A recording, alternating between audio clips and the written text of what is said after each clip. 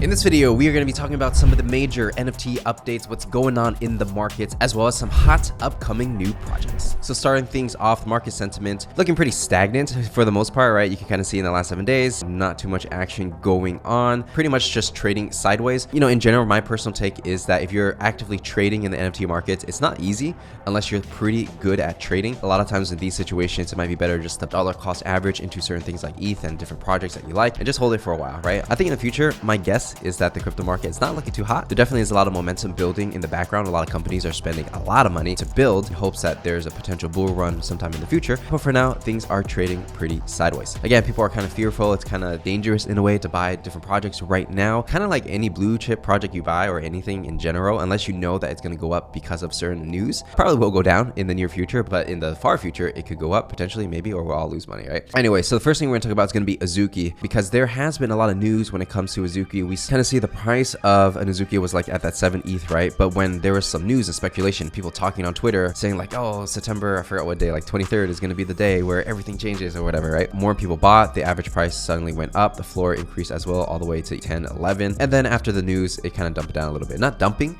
but decreasing, right? I've learned that on Twitter, a lot of times people will make a small thing a lot bigger than it really is. Because in reality, Azuki dropped this interactive visual for whatever they're teasing, right? And so when you're on the page, it's going to play some music. And then, you know, there's like certain mysteries or things that maybe you can look into, similar to how they had the alley one before. And I suppose you can look through this and have different hints. What are the significance of these butterflies? Why is there like these different animals here? Does that relate to the mask? It's all speculation, right? It's just like someone is crafting a story, a mystery, something to get people talking, especially during a bear market, which keeps the excitement going. I would say the interesting thing to learn from a marketing and builder's perspective is that Azuki actually does a really good job relative to other projects when it comes to community building, kind of boosting up their loudest or their most active community members who love to talk about Azuki. They're diehard fans and they really like support them in some way, whether it's commenting on their thing or like getting people to engage. They also go really hard when it comes to commission art, right? Like a lot of Azuki people have a little bit of money. They pay artists to do commission art and then Azuki will retweet it. Whether you like Azuki or not, everyone has their own opinions, but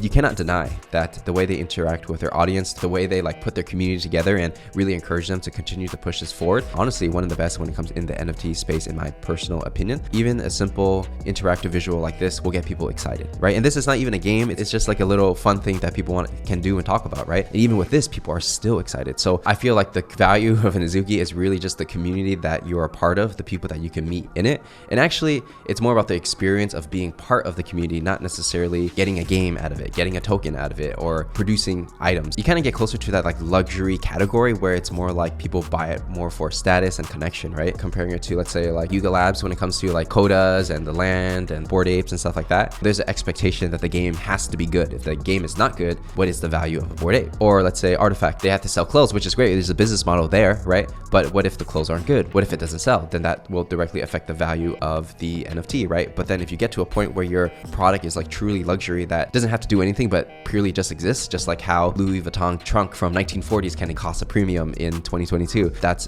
definitely a powerful place to be from a brand positioning standpoint. And by the way, if you are watching this video the moment it dropped, know that I am doing a live Twitter Spaces with my boy Tubasa over on Twitter. We're going to be doing a deep dive on Azuki, kind of getting the market sentiment or even the community sentiments on how they feel about Azuki, because I really feel like it's an interesting case study of a community that's building during a bear. I'm not trying to shill it. I'm not trying to FUD it. I'm just trying to get answers, the honest truth, hear different opinions, because I believe there's a lot to learn. And I myself do not own any Azukis myself, potentially going to buy one. I want to hear people's different perspectives, whether they are a whale Azuki and they have like a ton of them, or maybe they don't even like Azuki, right? I want to hear all the perspectives because there's always something to learn there. The next project we're going to talk about is going to be ApeCoin staking. There's basically some news where people talking about on Twitter where you're going to be able to stake your ApeCoin and then you earn a return on investment over time. If this goes through, a lot of people on Twitter are talking about like you're going to get 300% APY or whatever it is, right? Just know that whatever percent people usually advertise on Twitter, it usually lasts for a short amount of time, whether it's a couple days, a week, maybe a month. But then once everybody starts putting money into this thing, the rewards start to go down and your rewards won't be as high as before. If you looked at Axie Infinity before, it was like a pretty high percentage when it comes to staking your AXS to get RON and stuff like that. You get a good percentage for a bit and then it just drops lower and then value of the token goes down. Then even if you earn all that APY, which isn't that high after a couple months, what if the value of your entire asset goes down as well, especially during a bear market? So you definitely want to be mindful of that. All right, so the next project we're going to talk about something up and coming. It's going to be Invisible Friends. I guess another 3D collection, probably using some of the traits from the original Invisible Friends and just just turning it into 3D. There's not too much information about it, even on their Twitter page as well. It's just kind of like, oh, it's coming soon, right? When we're looking at Invisible Friends, I remember this was really hyped because it was like cool, character walking, it was in meta. But my issue is that for this particular collective, and I'm not trying to FUD or anything, I'm just giving my honest opinions like I usually do. It's by Random Character Collective, right? Which has been known to produce many different collections. They have mood boilers. Then we have Slim Hoods over here. There's another one coming up by Motion Marcus, and somehow this is going to tie to Invisible Friends. And then they have the 3D ones. I feel like they spend a lot of time creating assets which look cool and definitely hit meta, right? But I would like to see them spend more time developing community, developing the projects that they had already created, not just continue to create more assets and dilute themselves essentially, right? Because it's like, what are we going to do with mood rollers? What are we going to do with Slim Hoods? What are we going to do with Invisible Friends? And now that we have 3D, what are we going to do with that? And how does like Garbage Friends tie into everything? And it just feels like a lot of assets to me. So I would say that if you're looking into these projects, really ask the question, why is it necessary to create more collections if you already have something in a brand that people know? And by the way, just so you know, we launched the Parallax podcast. All our interviews are going to be posted on audio first on Spotify, iTunes, even Amazon. So if you want to check that out, make sure to check the link in the description. Leave a 5-star review if you do enjoy the Parallax and you want to continue to support our content. All right, so the next piece of news that we have is that Apple is supposedly going to allow NFT sales within apps, but will apply a 30% commission. Now, you know, there are people that want to sell NFTs through an app. They want to make it seamless, especially a lot of games, right? It's interesting because you can have an entire industry. So like a lot of people think that Web3 is the future, NFTs are the future, and in the future, we won't even call it an NFT. It'll just be like a digital asset, right? And so Apple, because they have a duopoly of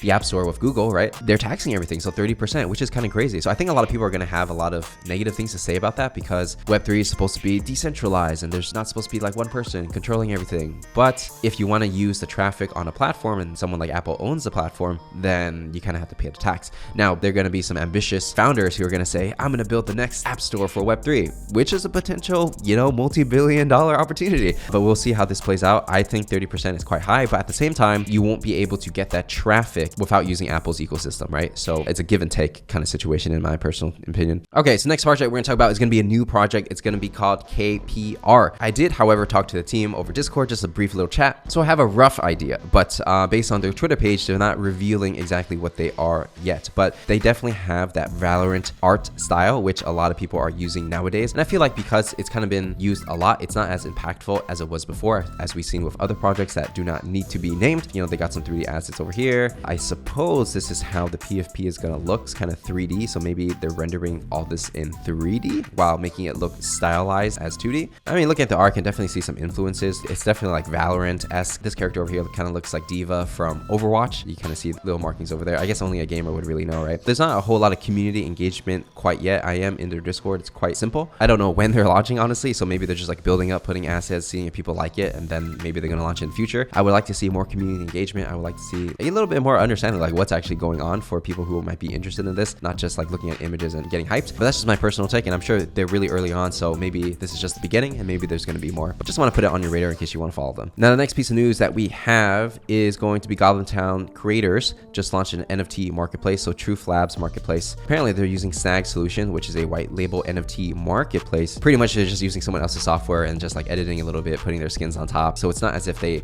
you know, have a fully stacked team to build this. I wonder what was going through their head when they decided to build this marketplace. Is it that they just want to capture more royalty and not have it on OpenSea and the other platforms? I kind of feel like it doesn't necessarily help the brand too much unless they're planning to get like a lot of different projects onto this marketplace, and maybe they won't be the premier marketplace, but maybe they can have a niche or maybe certain projects that they own that people can buy and sell on their marketplace so that they don't have to succumb to the whims of like OpenSea and things like that. Interesting for sure. I'm not sure if it's the best use case for their money. I mean, we'll definitely have to see how this is going to play out. Maybe it's going to be a meta where, you know, a lot of projects will create their own marketplaces, right? We also see like Valhalla, which is a project is coming up. They also built their own marketplace as well, or building their own marketplace. It's not something that people can access quite yet. So maybe this is going to be a trend. Maybe because the tech is so easy to white label, you can slap your designs on top and just say, hey, I built a marketplace, right? But just to be fair, I don't know how Valhalla is doing it, whether they're doing it custom or using a white label thing. I don't have information on that. I just know that for Truth Labs, they're using Snag Solutions. And so with that said, that is everything we have to cover for this video. If you enjoyed it, make sure to give it a like, subscribe, and turn on notifications if you want to see